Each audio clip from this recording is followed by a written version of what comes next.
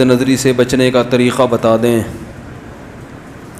سب سے پہلے تو نکاح ہے۔ نبی صلی اللہ علیہ وسلم نے فرمایا، بخاری مسلم کی حدیث ہے، یا معشر الشباب من استطاع منکم الباءۃ فلیتزوج فإنہ اغض للبصر۔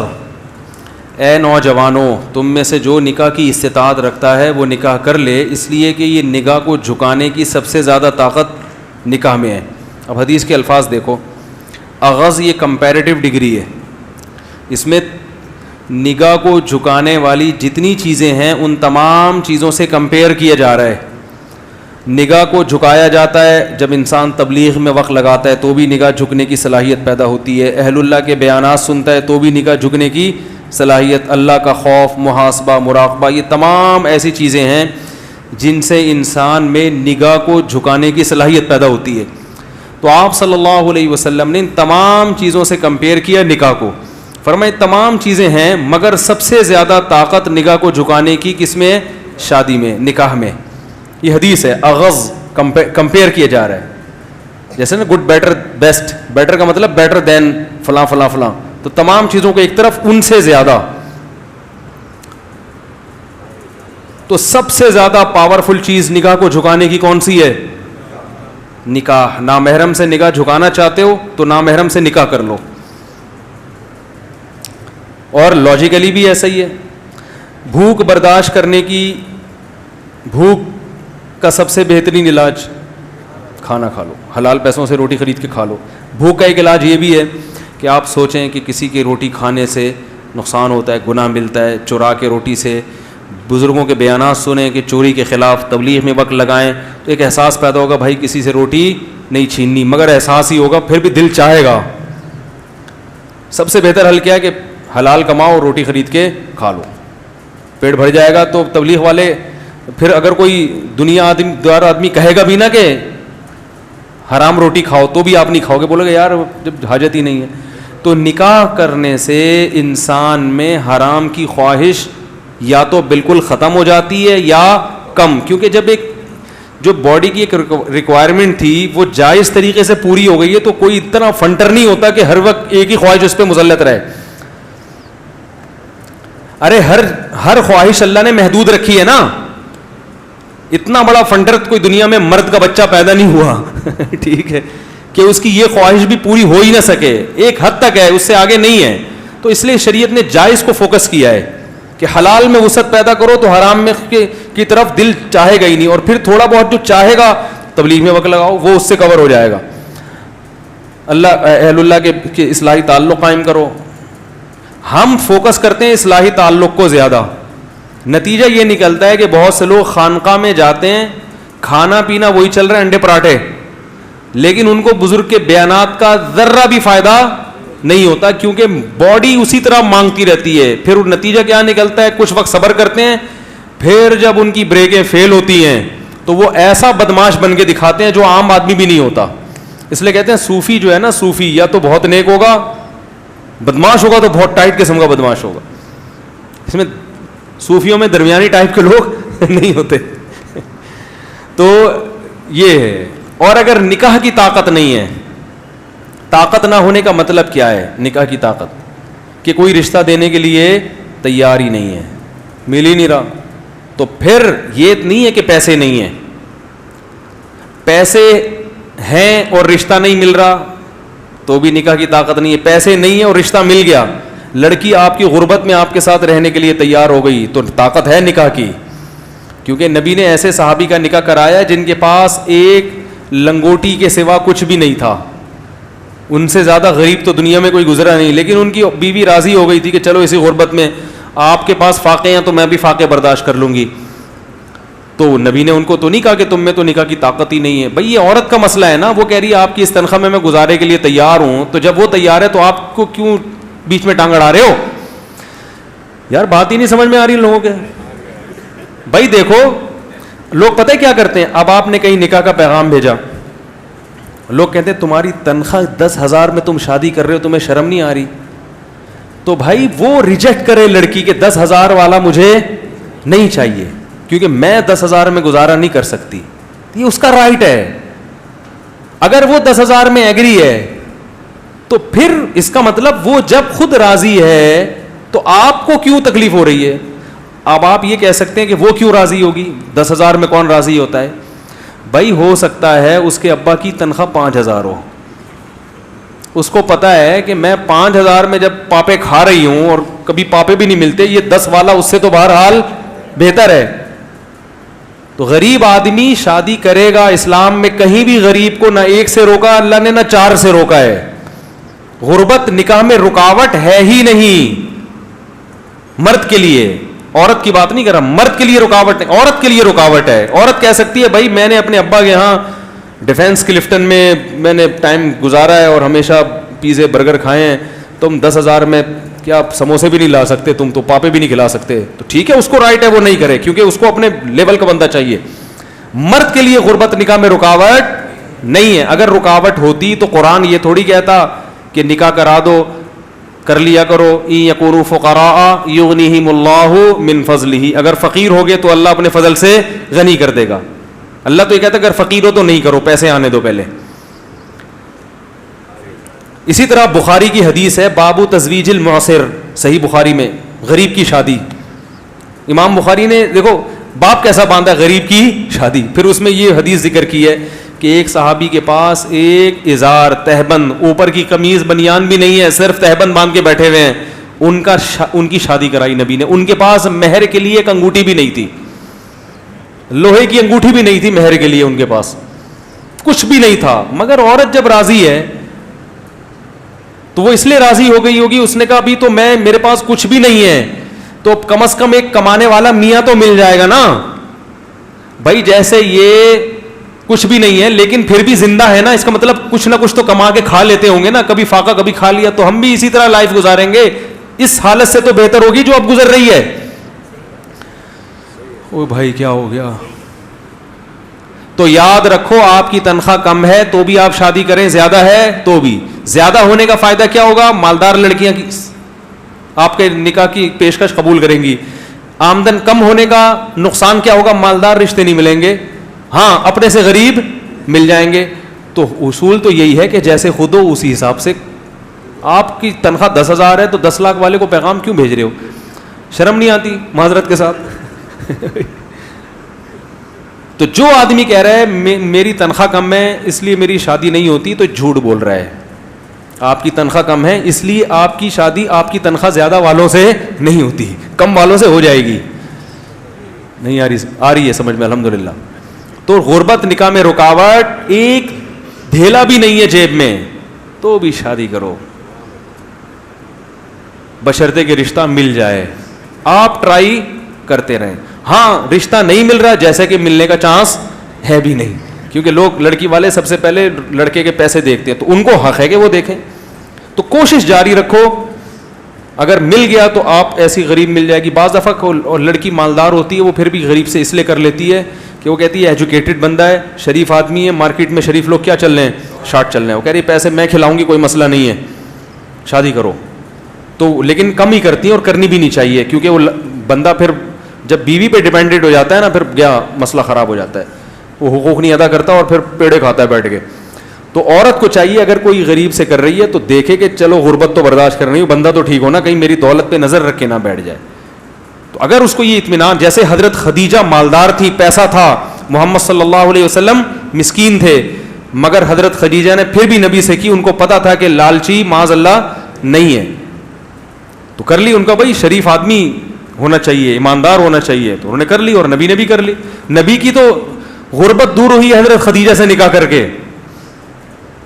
نہیں آ رہی ہے الحمدللہ. یہ تکیہ کلام بن چکا ہے, کوشش کر رہا ہوں نکالوں اس کو, تو اس کا اپوزٹ لفظ جب زبان پہ لاؤں گا تو نکلے گا. یہ آ رہی ہے سمجھ میں الحمدللہ, ٹھیک ہے.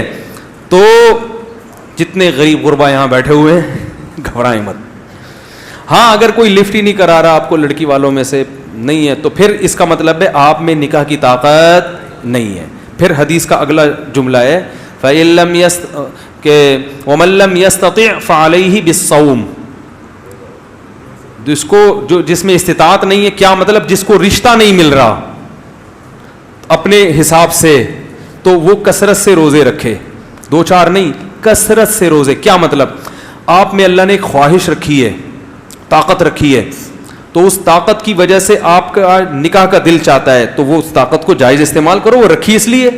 نہیں مل رہا تو طاقت ختم کرو جسم کی, اور وہ کیسے ختم ہوگی؟ روزے سے. نہیں آ رہی ہے الحمدللہ, آ رہی ہے بات سمجھ میں. وہ کس طرح ختم ہوگی؟ روزے سے. آپ کہہ سکتے ہیں روزے کے علاوہ کچھ اور طریقے سے ہم اپنے آپ کو کمزور کر لیں, ایسا نہیں ہے, اس سے فائدہ نہیں ہوگا. کیونکہ گناہ سے بچنے کے لیے, جو گناہ سے مراد یہ والی شہوانی گناہ, ان سے بچنے کے لیے دو چیزیں چاہیے. جسمانی طاقت کمزور ہو, روحانی طاقت مضبوط ہو.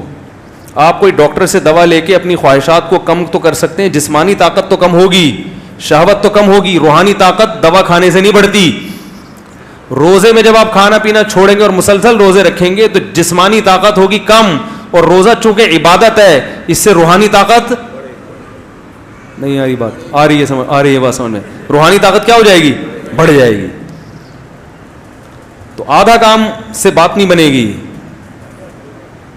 تو اس لیے روزے کا کوئی آلٹرنیٹ, روزے میں ایک انسان کو خود ہی احساس ہوتا ہے, اور 2-3 روزے نہیں, اعلیٰ ضرر کے لیے آتا ہے عربی میں علیہ بس, کیونکہ 2-4 روزے سے تو اور خواہش بڑھتی ہے. کثرت سے روزے رکھے. ایک اہل حدیث تھے وزیر آباد میں, میرے دوست تھے, بڑے زبردست گپ شپ تھی ان سے میری. وہ ایک دن میں ان کا تھوڑا سا مذاق بھی اڑاتا تھا, کیونکہ ہمارے بھی اڑاتے تھے.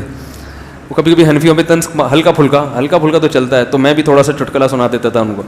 ایک دن وہ میرے پاس آئے, وہ کہنے لگے کہ مفتی صاحب میں جوان تھے, بڑے لال ٹماٹر کی طرح سرخ, کہ یار میں بڑا مسئلہ ہے, میں بازار میں بیٹھتا ہوں, میں شادی شدہ ہوں, میری بچیاں بڑی ہو گئیں, مگر یار میں اتنی مختلف ڈیزائن کی عورتیں آتی ہیں, میری نظر نہیں جھکتی, بڑا مسئلہ ہو گیا, میں کیا کروں؟ میں نے کہا قرآن حدیث کی روشنی میں بتاؤں.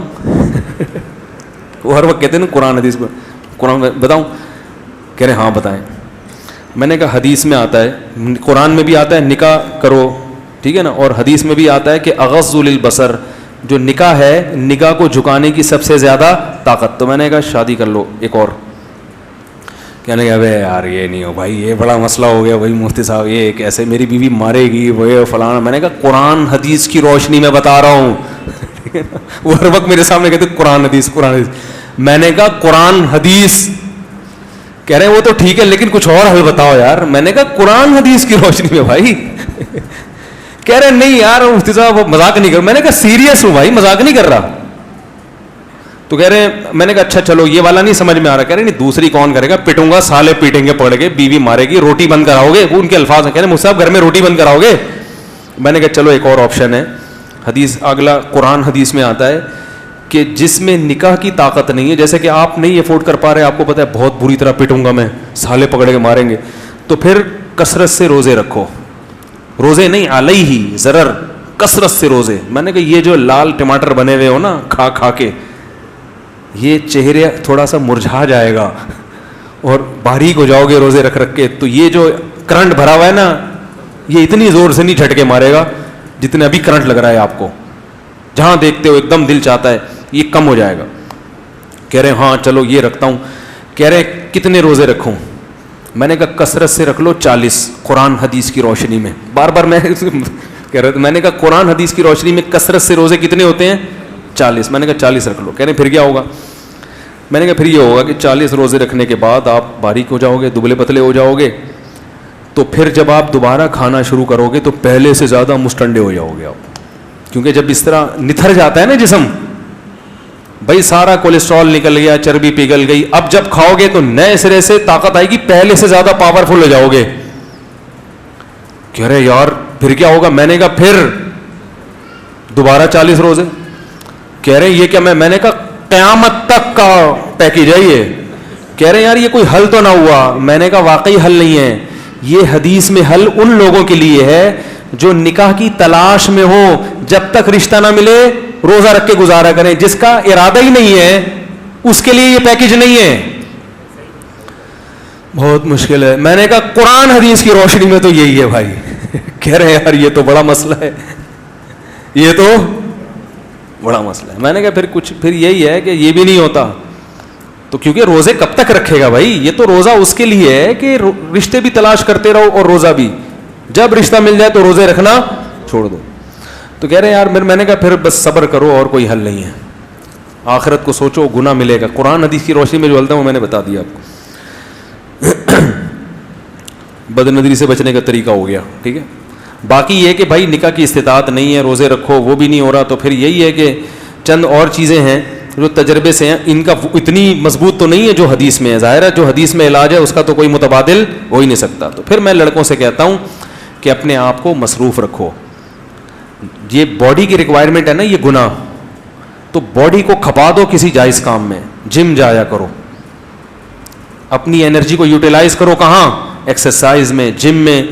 اور روحانی ترقی کے لیے تبلیغ میں جاؤ, اور بزرگوں سے اصلاحی تعلق, ادھر سے ان کے بیانات بھی سنو, اللہ کا خوف پیدا ہوگا, آخرت کا خوف پیدا ہوگا, پتہ چلے گا نظر اٹھانے کا گناہ ہے, اس سے انسان کی آنکھیں گندی ہو جاتی ہیں, دل کا سکون خراب ہوتا ہے, اس سے فائدہ ہوگا انشاءاللہ. اور پھر اپنے جب اچھے مثبت کاموں میں, ایکسرسائز میں اپنے آپ کو گھلاؤ گے تو ٹائم ہی نہیں بچے گا, اتنے تھکے ہوئے آؤ گے کہ رات کو آتے ہی سو جاؤ گے. تو جب یہ پازیٹیو ایکٹیویٹیز میں انسان پڑھتا ہے تو نیگیٹو خود بخود ختم. اور لڑکیوں کو کوشش کرو کہ ہاں, اور آخری حل یہ کہ کبھی بد نظری ہو تو جرمانہ متعین کرو. کسی عورت کو دیکھنے کا دل چاہ رہا ہے اور آپ نے دیکھ لیا, 100 روپے نکال کے اسی وقت صدقہ کر دیے. ہر آدمی اپنی آمدن کے حساب سے, ٹھیک ہے نا. 1 کروڑ روپے آمدن ہے, 1 لاکھ روپے نکال کے, کروڑ والے کے لیے لاکھ کی کوئی حیثیت نہیں ہے, ٹھیک ہے نا. چلو لاکھ نہیں کرتے, 10,000 کر دو. جس کی کروڑ آمدن ہے, بھائی جب بد نظر کوئی اتنا جرمانہ رکھو جو افورڈ کر سکو. سمجھ میں آ رہی ہے بات؟ تو دن میں 10 دفعہ بد نظری ہو رہی ہے تو 10 دفعہ 100 روپے, 1000 روپے ایک دن ہوں گے. اگلے دن کہے گا آدمی 1000 نہیں 500 پہ آ رہا ہوں بھائی, میں 500 افورڈ کر پا رہا ہوں, 1000 نہیں. تو 5 بد نظریاں چھوڑے گا نا, اگلے دن کہے گا یار 500 بھی 2-4 دن تو ٹھیک ہے, پورے مہینے تو 30,000 روپے اچھا خاصا ہے. تو ختم نہ بھی ہو, کم انشاءاللہ ہو جائے گی. بہت اہم بات ہے یہ جو اب بتا رہا ہوں, ختم نہ بھی ہو کم ہو جائے گی. اور ایک گریوی میں فائدہ ہوگا, ختم نہ بھی ہو تو گناہ کے ساتھ نیکیوں کا پلڑا بھی. ارے جب قیامت کے دن آئے گا, اتنی انٹیوں کو جھانکا تاکا ہے اس نے, تو اتنے پیسے صدقہ کیے ہیں یہ دوسرے پلڑے میں. جب گناہ ہوں گے تو نیکیاں بھی تو پلڑے میں آئیں گی نا. تو اس صدقے کا فائدہ کیا ہوگا؟ گناہ کم ہوگا, ہو سکتا ہے چھوٹ ہی جائے, اور نہ بھی چھوٹا تو گناہ کا جہاں اعمال نامے میں گناہوں کا جو پلندہ بڑھتا جا رہا ہے تو نیکیوں کا بھی ساتھ ساتھ ہو سکتا ہے اسی بیس پہ مغفرت ہو جائے. اللہ کہیں گے کہ اس نے غریبوں کی مدد کی ہے تو بدنظری بھی کی ہے, تو وہ والی نیکیاں اس کے گناہوں سے زیادہ ہو گئی ہیں, بخش دو. تو مقصد تو بخشوانا ہے نا اپنے آپ کو. کیا خیال ہے بھائی؟ تو پھر یہ نہیں کہ جان جان کر دیکھو, ایک دفعہ دیکھا 100 روپے ہیں کہ چلو نیکی بھی ہو رہی ہے بخش تو جائیں گے نا, دوبارہ دیکھا 50 روپے 500 روپے. یہ جائز نہیں ہے, کیونکہ قیامت کے دن نیکیاں اور برائیاں گینی نہیں جائیں گی, تولی جائیں گی. تو اللہ کو کوئی ایک گناہ بعض دفعہ اتنا ناپسند ہوتا ہے کہ وہ اس کا وہ گناہ تو ایک ہوتا ہے مگر وزن میں وہ بہت زیادہ بھاری ہوتا ہے. تو اس لیے گناہ سے اپنے آپ کو بہرحال بچانا ہی ہے.